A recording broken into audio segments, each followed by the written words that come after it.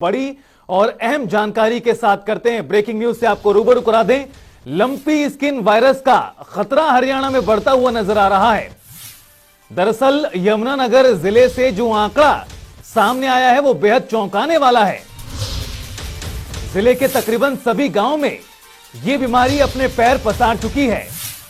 अब तक 4300 पशु हालांकि ठीक भी हुए हैं। लंपी से ग्रसित पशु का पी सकते हैं दूध, डॉक्टरों की ओर से ये जानकारी दी गई है। यमुनानगर में 9000 पशु इस बीमारी की चपेट में आए हैं। बड़ी जानकारी, जिले के सभी गांव लंपी वायरस की जद में हैं और राधौर क्षेत्र में जो पहला मामला है वो भी सामने आया है। जिले में 14 पशुओं की अभी तक इस बीमारी के कारण मौत हो गई है। अब तक 4300 पशु हालांकि रिकवर हुए हैं और यह आंकड़ा काफी राहत देता है, क्योंकि एक तरफ जहां मामले बढ़ रहे हैं तो दूसरी तरफ जो पशु हैं वो जल्द रिकवर भी हो रहे हैं, क्योंकि डॉक्टरों का मानना यह है, विशेषज्ञों का मानना यह है कि इस बीमारी में जान का खतरा कम है। इस लिहाज से जो पशु हैं वो जल्द रिकवर हो रहे हैं। और यमुनानगर से हमारे सहयोगी सर्वजीत बावा हमारे साथ जुड़ गए हैं ज्यादा बातचीत के लिए। सर्वजीत, जिस तरह से लगातार प्रदेश में लंपी स्किन डिजीज का खतरा बढ़ता जा रहा है और इस बीच यमुनानगर से जिस तरह से जानकारी सामने आई है, सभी गांव जिले के इस वायरस की चपेट में आ गए, काफी चौंका देने वाली और डरा देने वाली खबर। जी बिल्कुल, जिस तरह से देखा जाए लंपी वायरस ने जो है यमुनानगर जिले को जो काफी प्रभावित किया है। और अगर अधिकारियों की बात की जाए तो अधिकारियों ने पुष्टि की है कि 9000 के करीब जो गाय हैं वो इस बीमारी की चपेट में है। हालांकि वहीं उन्होंने राहत की खबर भी बताई है कि इसमें काफी जो गौएं हैं, जो काफी गौवंश है, वो इस बीमारी से ठीक भी हुआ है। और उनका ये कहना है कि किसानों को एहतियात बरतनी चाहिए। और ये जो बीमारी है मक्खी और मच्छर से फैलने की उन्होंने बात की है कि बीमारी जो है मक्खी मच्छर से फैलती है। और उन्होंने ये भी कहा, जो अधिकारी हैं, पशुपालक अधिकारी हैं, उन्होंने ये भी कहा है कि इस बीमारी से जो है काफी राहत की बात सामने आ रही है कि 4000 के करीब जो गाय हैं वो भी ठीक हुई हैं। हालांकि उन्होंने ये कहा कि किसानों को एहतियात जरूर बरतनी चाहिए ताकि एक पशु से दूसरे पशु तक इस बीमारी को न फैलाया जा सके। जी, जाहिर तौर पर सावधानी बरतना बेहद जरूरी है। सरबजीत, बीते दिनों हमने ये भी देखा कि किस तरह से केंद्रीय पशुपालन मंत्री यानी रुपोशम पदाला की ओर से जिस तरह से मीटिंग की गई, कृषि मंत्री जेपी दलाल उसमें शामिल हुए। अगर हम बात करें जिला स्तर पर तो क्या कुछ बंदोबस्त तैयारियां की गई हैं, व्यवस्थाएं की गई हैं इस बीमारी को और ज्यादा फैलने से रोकने के लिए पशुओं के लिए?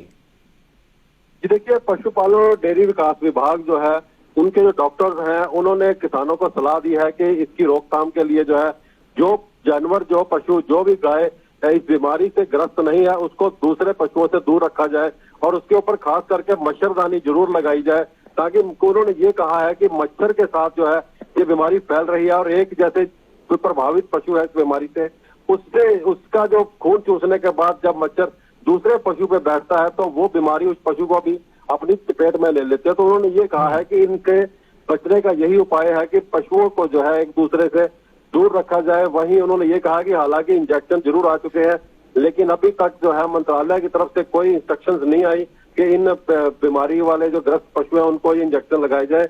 लेकिन उन्होंने ये कहा कि इंजेक्शन जरूर आए हैं लेकिन अभी लगाने की प्रक्रिया शुरू नहीं की गई। अभी वो देख रहे हैं कि आखिर यहाँ पर हम आपसे समझना ये भी चाहते हैं कि आखिर ऐसी क्या वजहें हैं कि यमुनानगर जिले में ये जो मामले हैं इस तरह से इस तेजी के साथ बढ़े हैं दूसरे जिलों के मुकाबले। इसको लेकर डॉक्टरों की ओर से, विशेषज्ञों की ओर से किसी तरह की जानकारी दी गई हो?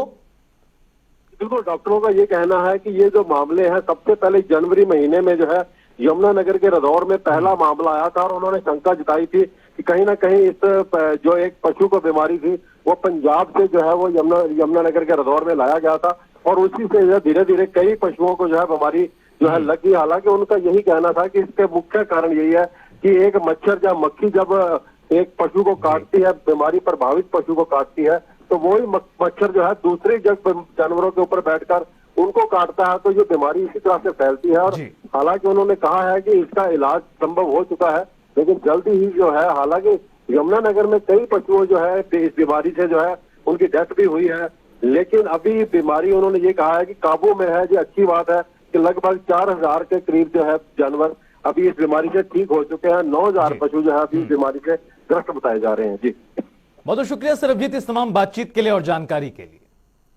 तो मामले बढ़ रहे हैं, लेकिन राहत की बात यह भी है कि रिकवरी भी काफी तेज गति से हो रही है। लगभग 9,000 केस इसके आ चुके हैं, जिसमें से ये सब बड़ी अच्छी बात है कि 4300 पशु हमारे रिकवर भी हो चुके हैं। जहां तक वैक्सीनेशन का सवाल है, वैक्सीनेशन इसकी आ चुकी है। यमुनानगर में लगभग सभी गांवों में बीमारी फैल चुकी है, और जिस गांव में एक भी केस है, इस वैक्सीन को हम नहीं लगा सकते, क्योंकि इस यदि वैक्सीन को लगाएंगे तो दिक्कतें आ सकती हैं। तो इसलिए हम इस वैक्सीन को अभी नहीं लगा रहे हैं। जैसे ही सरकार की तरफ से या विभाग की तरफ से कोई भी गाइडलाइन आएगी तब हम इसको लगाएंगे।